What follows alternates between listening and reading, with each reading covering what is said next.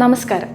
ഏത് പ്രായക്കാർക്കും വളരെ എളുപ്പത്തിൽ ലാഭകരമായി ചെയ്യാവുന്ന ഒരു കൃഷിയാണ്, അവനവൻ്റെ വീടിനുള്ളിൽ ചെയ്യാവുന്ന ഒരു കൃഷിയാണ് കൂൺ കൃഷി എന്ന് പറയുന്നത്. പലർക്കും സംശയം ഉണ്ടാവാം, കുറഞ്ഞ സ്ഥലത്ത് കുറഞ്ഞ ചെലവിൽ ഏത് കൃഷി ചെയ്യണമെന്നുള്ളത്. അതിനുള്ള ഉത്തരമാണ് ചിപ്പിക്കൂൺ കൃഷി എന്ന് പറയുന്നത്. ഇത് ഒരു ആരോഗ്യകരമായ ഭക്ഷണം ഉണ്ടാക്കുന്നത് മാത്രമല്ല, നമുക്കൊരു സ്ഥിര വരുമാനം കൂടിയാണ് നൽകുന്നത്. ഇപ്പോൾ നമ്മൾ പഠിക്കാൻ പോകുന്നത് ചിപ്പിക്കൂൺ കൃഷി അഥവാ ഓയിസ്റ്റർ മഷ്റൂം കൾട്ടിവേഷൻ ആണ് നമ്മളിപ്പോൾ പഠിക്കാനായിട്ട് പോകുന്നത്. ആദ്യമായിട്ട് കൂൺ എന്താണെന്നുള്ളത് നമുക്ക് പഠിക്കാം. നമുക്ക് എല്ലാവർക്കും ഒരു സംശയം ഉണ്ടാവാം, കൂൺ സസ്യമാണോ മാംസമാണോ എന്നുള്ളത്. കൂൺ യഥാർത്ഥത്തിൽ ഒരു ഫംഗസ് ആണ്. സാധാരണ ചെടികളെ പോലെ കൂണിന് സൂര്യപ്രകാശം ആവശ്യമില്ലാത്തതുകൊണ്ട് തന്നെ കൂൺ നമുക്ക് ഇൻഡോറിൽ വളർത്തിയെടുക്കാനായിട്ട് സാധിക്കും. ഇനി നമുക്ക് അടുത്തതായിട്ട് ഒരു പ്രധാനപ്പെട്ട ഭാഗത്തിലേക്ക് പോകാം. കൂൺ കൃഷിയിലെ ഏറ്റവും പ്രധാനപ്പെട്ട കാര്യമാണ് മൈസീലിയം എന്ന് പറയുന്നത്. ആദ്യം മൈസീലിയം എന്താണെന്ന് നമുക്ക് നോക്കാം. നമ്മളെ വീട്ടുവളപ്പിൽ നമ്മൾ കണ്ടുവരുന്നത് കൂണിൻ്റെ മുകൾ ഭാഗം മാത്രമാണ്. ഭൂമിയുടെ ഉപരിതലത്തിൽ നാരുവേര് പോലെ പടരുന്ന ഒരു ഭാഗമാണ് മൈസീലിയം എന്ന് പറയുന്നത്. ഇത് എന്താണ് ചെയ്യുന്നതെന്ന് വെച്ചാൽ, നമുക്ക് ഈ ഫംഗസിന് ആവശ്യമായ പോഷകങ്ങൾ ഓർഗാനിക് വേസ്റ്റുകളിൽ നിന്നും കളക്ട് ചെയ്ത് ഈ ഫംഗസിന് ഡിസ്ട്രിബ്യൂട്ട് ചെയ്ത് കൊടുക്കുക എന്നുള്ളതാണ് ഈ മൈസീലിയത്തിൻ്റെ ഉത്തരവാദിത്തം. നല്ല വിളവ് ഉണ്ടാക്കുന്നതിന് വേണ്ടിയിട്ട് നന്നായി മൈസീലിയം സ്പ്രെഡ് ചെയ്യിക്കുക, അല്ലെങ്കിൽ മൈസീലിയം നന്നായി വളർത്തിയെടുക്കുക എന്നുള്ളതാണ് ഒരു കൂൺ കൃഷിക്കാരൻ്റെ ഉത്തരവാദിത്തം. കൂണിന് പ്രധാനമായും 4 ഭാഗങ്ങളാണ് ഉള്ളത്. ഒന്ന് കുട അഥവാ ക്യാപ്പ്. ഇനി രണ്ടാമത്തത് തണ്ട് അഥവാ സ്റ്റെം, നമ്മുടെ മഷ്റൂമിനെ സപ്പോർട്ട് ചെയ്യുന്നത്. ഇനി മൂന്നാമത്തത് ഗിൽസ്, കൂണിൻ്റെ കൊടയുടെ അടിഭാഗത്തായി കാണുന്ന വരവര പോലെയുള്ള ഭാഗമാണ് ഗിൽസ് എന്ന് പറയുന്നത്. ഇനി ഈ ഗിൽസിൻ്റെ ഉള്ളിൽ സ്പോറുകൾ സൂക്ഷിച്ചിട്ടുണ്ടാവും. സ്പോർ എന്ന് പറയുന്നത് മഷ്റൂമിൻ്റെ നാച്ചുറലി കാണപ്പെടുന്ന വിത്തുകളെയാണ് സ്പോർസ് എന്ന് പറയുന്നത്.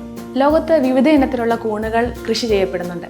അതിൽ പ്രധാനമായും നമ്മുടെ നാട്ടിൽ കണ്ടുവരുന്നതാണ് പാൽ കൂണുകൾ അഥവാ മിൽക്കി മഷ്റൂം, ബട്ടൺ മഷ്റൂം, അതുകൂടാതെ നമ്മുടെ ചിപ്പിക്കൂണുകൾ അഥവാ ഓയിസ്റ്റർ മഷ്റൂം, ലയൺസ്മെൻ മഷ്റൂം എന്നിവ.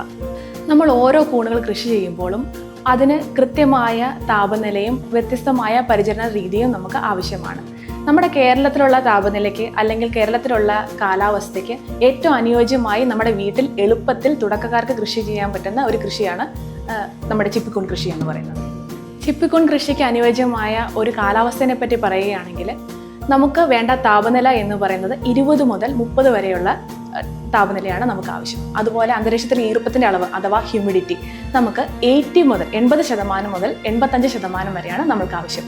കുറച്ചുകൂടെ എളുപ്പത്തിൽ മനസ്സിലാക്കാൻ വേണ്ടി പറയുകയാണെങ്കിൽ, പുറത്ത് മഴ പെയ്യുമ്പോൾ ഉണ്ടാകുന്ന മുറിക്കുള്ളിലെ അന്തരീക്ഷമാണ് നമുക്ക് കൃത്യമായി പറഞ്ഞാൽ ആവശ്യമുള്ളത്.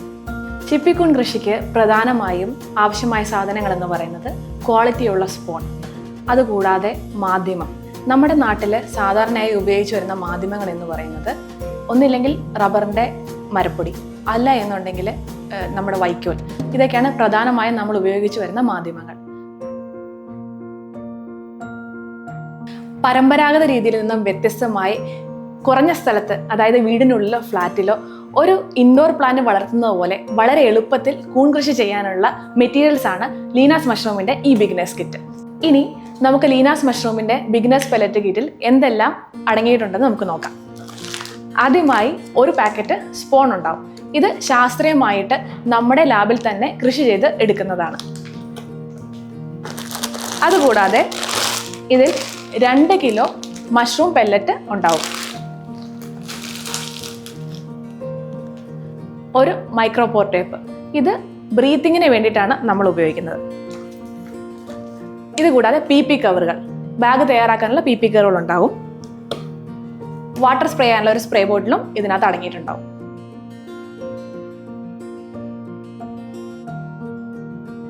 നമുക്കിനി ലീനാസ് മഷ്റൂമിൻ്റെ ബിഗിനേഴ്സ് പെല്ലറ്റ് കിറ്റ് വെച്ചിട്ട് എങ്ങനെ കൃഷി ചെയ്യാമെന്ന് നോക്കാം. നമ്മുടെ ഈ കിറ്റിൽ 2 ബെഡ് തയ്യാറാക്കാനുള്ള മെറ്റീരിയൽസ് ആണ് ഉള്ളത്.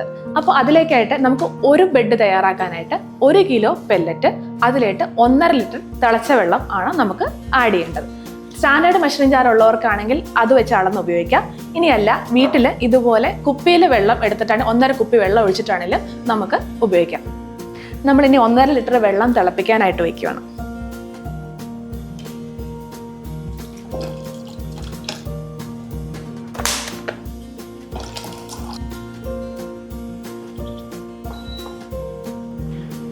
ഇനി നമുക്ക് ബെഡ് തയ്യാറാക്കാനുള്ള കാര്യങ്ങൾ നമുക്ക് ചെയ്യാം.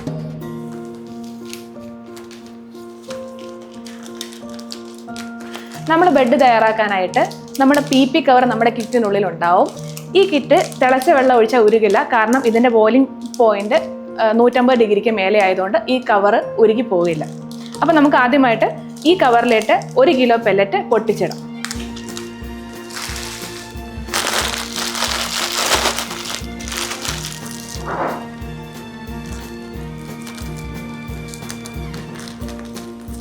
ഇത് ഓൾറെഡി സ്റ്റെറിലൈസ്ഡ് ആയിട്ട് വരുന്ന പെല്ലറ്റുകളായതുകൊണ്ട് തന്നെ നമുക്ക് ഓട്ടോക്ലേവ് ചെയ്യുകയോ വെള്ളത്തിലിട്ട് തിളപ്പിക്കുകയോ ചെയ്യേണ്ട ആവശ്യമില്ല. 1 കിലോ പെല്ലറ്റിന് നമ്മൾ 1.5 ലിറ്റർ തിളച്ച വെള്ളം ആഡ് ചെയ്താൽ മാത്രം മതിയാവും.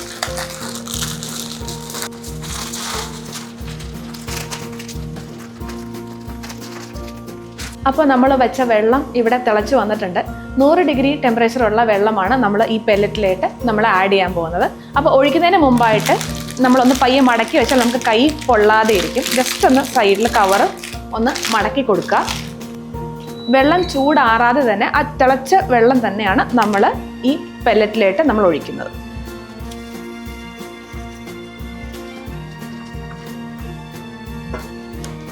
വെള്ളം ഒഴിച്ചപ്പോൾ തന്നെ പെല്ലറ്റ് വീർത്ത് വരുന്നതായിട്ട് കാണാം. ഇനി നമുക്കിത് മറ്റ് അണുക്കളൊന്നും ഫംഗസുകളൊന്നും വീഴാതെ നമുക്ക് പയ്യെ അടച്ചു വെക്കാം. ഇത് 8 മുതൽ 12 മണിക്കൂർ വരെ നമുക്ക് തണുക്കാനായിട്ട് വെക്കണം.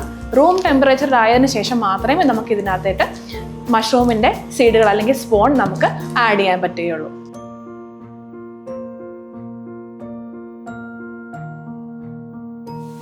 ഇനി ഇത് 12 മണിക്കൂർ മുമ്പ് തിളച്ച വെള്ളം ആഡ് ചെയ്ത പെല്ലറ്റുകളാണ്. ഇതിപ്പോൾ റൂം ടെമ്പറേച്ചറിലായിട്ടായി.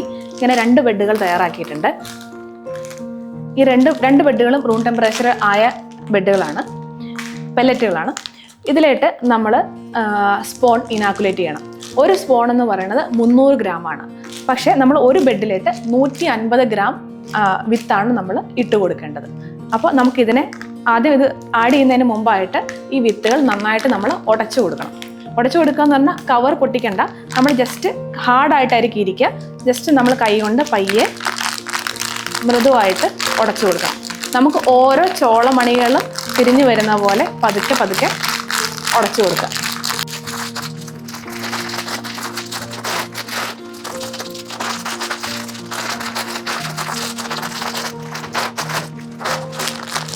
ഇപ്പോൾ ഓരോ ചോളമണി സെപ്പറേറ്റ് ആയിട്ട് ഉണ്ടാവും. ഇനി നമുക്ക് ഒരു ബെഡിലേക്ക് 150 ഗ്രാം വെച്ചിട്ട് അങ്ങനെ 2 ബെഡിലേക്ക് നമുക്ക് സീഡ് ഇനാക്കുലേറ്റ് ചെയ്യാം. നമ്മൾ ഈ ബാഗുകളിലേക്ക് നമ്മൾ സീഡ് ഇനാക്കുലേറ്റ് ചെയ്യുന്നതിന് മുൻപ് ശ്രദ്ധിക്കേണ്ട ഒരു കാര്യം എന്ന് വെച്ചാൽ, നമ്മൾ ഇനാക്കുലേഷൻ്റെ സമയത്ത് വൃത്തിയുള്ള അന്തരീക്ഷത്തിൽ ഇരുന്നിട്ട് വേണം നമ്മൾ ഇതിനകത്ത് സീഡ് ആഡ് ചെയ്യാൻ. കാരണം എന്താണെന്ന് വെച്ച് കഴിഞ്ഞാൽ മറ്റുള്ള അന്തരീക്ഷത്തിലുള്ള അണുക്കളോ ബാക്ടീരിയകളോ ഒക്കെ ഈ ബാഗിനകത്തിട്ട് വരാനുള്ള സാധ്യതയുണ്ട്. അതുകൊണ്ട് മാക്സിമം നമ്മുടെ അന്തരീക്ഷം, അതായത് നമ്മൾ ചെയ്യുന്ന സ്ഥലം നമ്മൾ വൃത്തിയുള്ള സ്ഥലത്തിരുന്ന് ചെയ്യണം. നമ്മുടെ കൈയും ഡ്രസ്സും എല്ലാം വൃത്തിയുള്ളതായിരിക്കണം. ഇനി നമുക്ക് ഈ ബാഗിലേക്ക് വിത്തിടാം.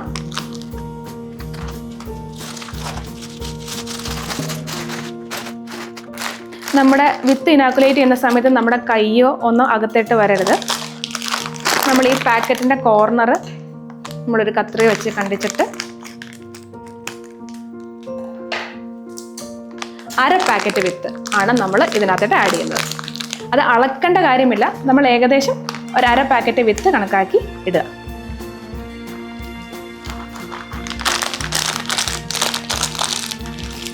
നമ്മൾ ചെയ്യുമ്പോൾ 2 ബെഡുകളും ഒരേ സമയം ചെയ്യുന്നതാണ് നമുക്ക് നല്ലത്. കാരണം ഒരു 1/2 പാക്കറ്റ് വെച്ചിട്ട് പിന്നീട് ഒരു 1/2 പാക്കറ്റ് ചെയ്യാൻ തന്നാൽ നമ്മുടെ വിത്തുകൾക്ക് കണ്ടാമിനേഷൻ ഉള്ള സാധ്യത വളരെ കൂടുതലാണ്. അപ്പോൾ ചെയ്യുമ്പോൾ എപ്പോഴും 2, 4, 6, 8 അങ്ങനെ ആ ഒരു രീതിയിൽ ബെഡുകൾ ചെയ്യാനായിട്ട് ശ്രമിക്കണം.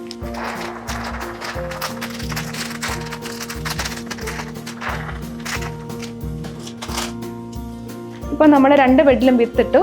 ഇനി ഇതിലേക്ക് നമുക്ക് ടേപ്പ് ഒട്ടിക്കണം. മൈക്രോപോർ ടേപ്പാണ് നമ്മൾ ഒട്ടിക്കുന്നത്. ഒട്ടിക്കുമ്പോൾ ശ്രദ്ധിക്കേണ്ട കാര്യം എന്താണെന്ന് വെച്ചാൽ, നമ്മൾ ഒരിക്കലും ഈ കവറിൻ്റെ എഡ്ജ് മടക്കിയിട്ട് ഒട്ടിക്കരുത്. കവർ ഇങ്ങനെ സ്ട്രെയിറ്റ് ആയിട്ട് ഇരുന്നിട്ട് വേണം നമുക്ക് ഒട്ടിക്കാനായിട്ട്. മൈക്രോപോർ ടേപ്പുകൾക്ക് പകരം സെലോ ടേപ്പ് ഒന്നും ഉപയോഗിക്കാൻ പാടില്ല. കാരണം ഇതിന് ശ്വസിക്കണമെങ്കിൽ മൈക്രോപോർ ടേപ്പ് വഴി മാത്രമേ നമുക്ക് ശ്വസിക്കാൻ പറ്റുള്ളൂ. നമുക്കിനി ടേപ്പ് ഒട്ടിക്കാം.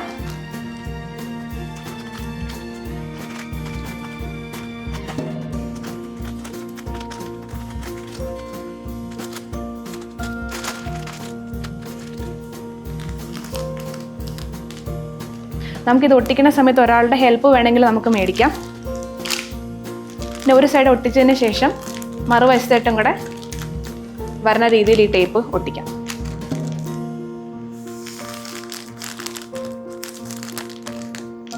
ഇത് ഒട്ടിക്കുന്ന സമയത്ത് ഒരു ശ്രദ്ധിക്കേണ്ട കാര്യം എന്ന് വെച്ച് കഴിഞ്ഞാൽ ഈ മറ്റുള്ള പുറത്തുനിന്നുള്ള എയർ കയറാൻ ഹോളുകളൊന്നും ഉണ്ടാവാൻ പാടില്ല. ടേപ്പ് പ്രോപ്പറായിട്ട് ഒട്ടിയിട്ടുണ്ടാവണം. അതിനുശേഷമാണ് നമ്മൾ ഈ ബാഗ് ഇങ്ങനെ തന്നെ നിവർത്തി തന്നെ വെക്കണം. കാരണം ഈ എയർ കോളം ഇതിന് വളരെ ഇമ്പോർട്ടൻ്റ് ആണ്. ഇനി നമുക്ക് ഈ വിത്ത് യൂണിഫോം ആയിട്ട് ഈ പെല്ലറ്റിൻ്റെ ഉള്ളിൽ നമ്മൾ മിക്സ് ചെയ്യണം. അപ്പോൾ അതിന് നമ്മൾ ഒരു ടേബിളിൻ്റെ പുറത്ത് വെച്ചിട്ട് പയ്യെ നമ്മൾ ഇത് ഉടച്ചു കൊടുക്കണം.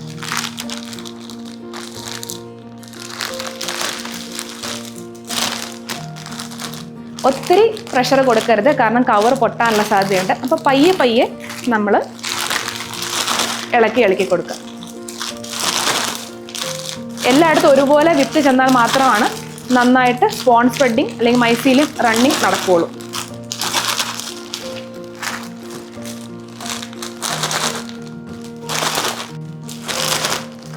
ഇളക്കണ സമയത്ത് ഈ ടേപ്പ് വിട്ടുപോകാതിരിക്കാൻ ഇവിടെ ഒരു കൈ സപ്പോർട്ട് ചെയ്യണം, എപ്പോഴും നല്ലതായിരിക്കും.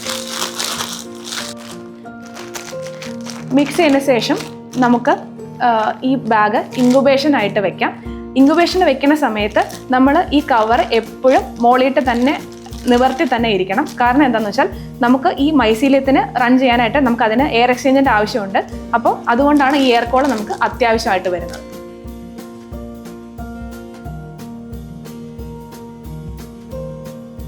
നമ്മളിപ്പോൾ ബാഗ് തയ്യാറാക്കി കഴിഞ്ഞു. ഇനി നമ്മുടെ കൂൺ കൃഷിയിലെ മറ്റൊരു പ്രധാനപ്പെട്ട ഘട്ടത്തിലായിട്ട് നമ്മൾ കടക്കുകയാണ്. നമ്മൾ ഈ ബാഗിനകത്ത് ഇട്ടിരിക്കുന്ന വിത്തിലെ മൈസീലിയം ഈ ബാഗിൽ പൂർണ്ണമായും വളർന്നെത്തുന്ന ആ ഒരു പീരീഡിനെ പറയുന്നതാണ് സ്പോൺ റണ്ണിങ് പീരീഡ് എന്ന് പറയുന്നത്. ഈ ഒരു സമയത്ത് നമ്മുടെ ബാഗുകൾ ഡയറക്റ്റ് സൂര്യപ്രകാശം അടിക്കാത്ത എന്നാൽ നല്ല വായുസഞ്ചാരമുള്ള ഒരു മുറിയിലായിരിക്കണം നമ്മൾ വെക്കേണ്ടത്. ഉദാഹരണം പറയുകയാണെങ്കിൽ നമുക്ക് ടേബിളിൻ്റെ പുറത്തോ അല്ലെങ്കിൽ കട്ടിലിൻ്റെ അടിയിലോ അല്ലെങ്കിൽ മുറിയുടെ ഒരു കോർണറിലോ നമുക്ക് വെക്കാവുന്നതാണ്. നമ്മൾ കേട്ടിട്ടുണ്ട് കൂൺ കൃഷിക്ക് ഡാർക്ക് റൂം അത്യാവശ്യമാണ് എന്നുള്ളത്. എന്നാൽ നമുക്ക് ഡയറക്റ്റ് സൂര്യപ്രകാശം അടിക്കരുതെന്ന് മാത്രമേ ഉള്ളൂ. ചിപ്പിക്കൂണുകൾക്ക് സ്പോൺ റണ്ണിങ് പൂർത്തിയാകാനായിട്ട് ഏകദേശം എടുക്കുന്ന അല്ലെങ്കിൽ ശരാശരി എടുക്കുന്ന സമയം എന്ന് പറയുന്നത് 15 ദിവസമാണ്. ഇത് ഇന്ന് നമ്മൾ വിത്തിട്ട ബാഗാണ്. ഇത് 7 ദിവസം കഴിഞ്ഞ ബാഗാണ്. നമുക്ക് കാണാൻ പറ്റും ചെറുതായിട്ട് വെള്ള മൈസീലിയം ബാഗിനുള്ളിൽ സ്പ്രെഡ് ചെയ്ത് തുടങ്ങിയിരിക്കുന്നത്. ഇത് 15 ദിവസം കഴിഞ്ഞ ബാഗാണ്. പൂർണ്ണമായും മൈസീലിയം പെല്ലറ്റിനുള്ളിൽ മുഴുവനായിട്ട് പടർന്നിരിക്കുന്നതായിട്ട് നമുക്ക് കാണാനായിട്ട് സാധിക്കും.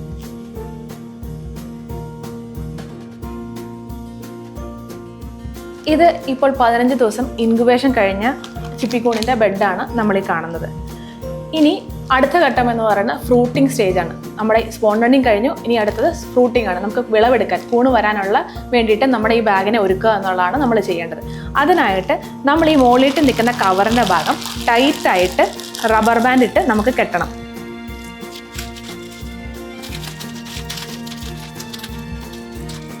ഇതിനുശേഷം വൃത്തിയുള്ള ഒരു കത്തി അല്ലെങ്കിൽ സ്റ്റെറൈലായിട്ടുള്ള ഒരു ബ്ലേഡ് വെച്ചിട്ട് 1 ഇഞ്ച് നീളത്തിലുള്ള 3, 4, 5 കീറലുകൾ ഇട്ട് കൊടുക്കണം.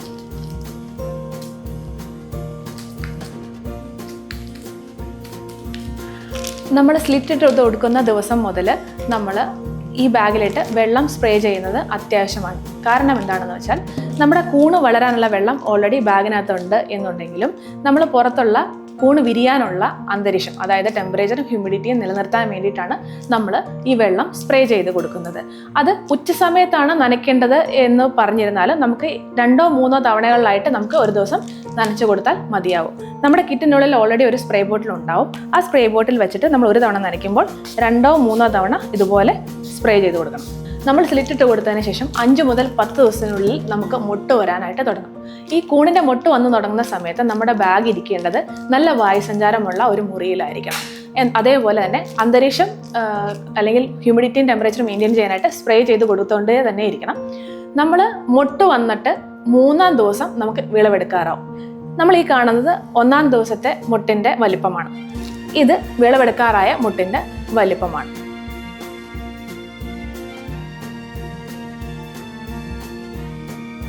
നമ്മുടെ ഈ കൂൺ ഇപ്പോൾ വിളവെടുപ്പിന് തയ്യാറായിരിക്കുകയാണ്. പറിക്കാൻ പാകമായെന്ന് തിരിച്ചറിയുന്നത് എങ്ങനെയാണെന്ന് വെച്ചാൽ നമ്മുടെ ഈ കൂണിൻ്റെ ക്യാപ്പ് ഫ്ലാറ്റായിട്ടാണ്, തുമ്പ് ഫ്ലാറ്റായിട്ടാണ് ഇരിക്കണമെന്ന് അറിഞ്ഞിട്ടാണ് നമ്മൾ കൂണ് വിളവെടുപ്പിന് പാകമായോ അല്ലയോ എന്ന് നമ്മൾ തീരുമാനിക്കുന്നത്.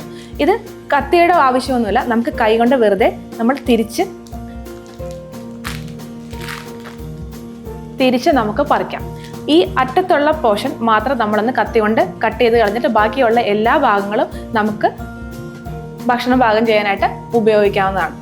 ഇപ്പോൾ ഒരു തവണ കൂൺ വന്നു, ഇതിന് ശേഷം നമുക്കൊരു 15 മുതൽ 20 ദിവസം കാലയളവിനുള്ളിൽ അടുത്ത മൊട്ട് വരും.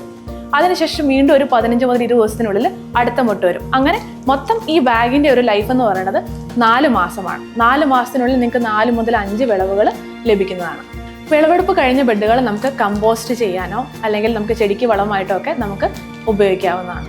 കൂണ് വിളവെടുത്ത ഉടൻ തന്നെ നമ്മൾ ഒരു ക്ലോസ്ഡ് കണ്ടെയ്നർ, ഒരു പ്ലാസ്റ്റിക് ബോക്സിനകത്താക്കി അടച്ച് 4 ഡിഗ്രി അല്ലെങ്കിൽ 8 ഡിഗ്രി നമ്മൾ ഫ്രിഡ്ജിൽ സൂക്ഷിക്കണം. ഫ്രിഡ്ജിൽ നമുക്കൊരു 5 ദിവസം വരെ കേടുകൂടാതെ നമുക്ക് കൂൺ സൂക്ഷിക്കാനായിട്ട് സാധിക്കും. നമ്മൾ റൂം ടെമ്പറേച്ചറിലാണെങ്കിൽ, അതായത് നമ്മൾ പുറത്തിരിക്കുകയാണെന്നുണ്ടെങ്കിൽ കൂണ് 24 മണിക്കൂറിനകം നമ്മൾ ഉപയോഗിക്കേണ്ടതാണ്. ഈ ബാഗിൻ്റെ കാലാവധി തീരുന്നത് വരെ നമ്മളിപ്പോൾ വിളവ് കിട്ടിയാലും അതിനുശേഷം എല്ലാ ദിവസവും വെള്ളം സ്പ്രേ ചെയ്യുന്നത് കണ്ടിന്യൂ ചെയ്തുകൊണ്ടിരിക്കുക. ഇങ്ങനെ തന്നെ വളരെ എളുപ്പത്തിൽ ലീനാസ് മഷ്റൂമിൻ്റെ ബിഗിനേഴ്സ് പെല്ലറ്റ് കിറ്റ് ഉപയോഗിച്ച് നമുക്ക് വീട്ടിൽ തന്നെ കൃഷി ആരംഭിക്കാം. ഈ ട്യൂട്ടോറിയൽ എല്ലാവർക്കും ഉപകാരപ്പെട്ടു എന്ന് വിചാരിക്കുന്നു. കൂടുതൽ വിവരങ്ങൾക്കായി ലീനാസ് മഷ്റൂമുമായി ബന്ധപ്പെടാം.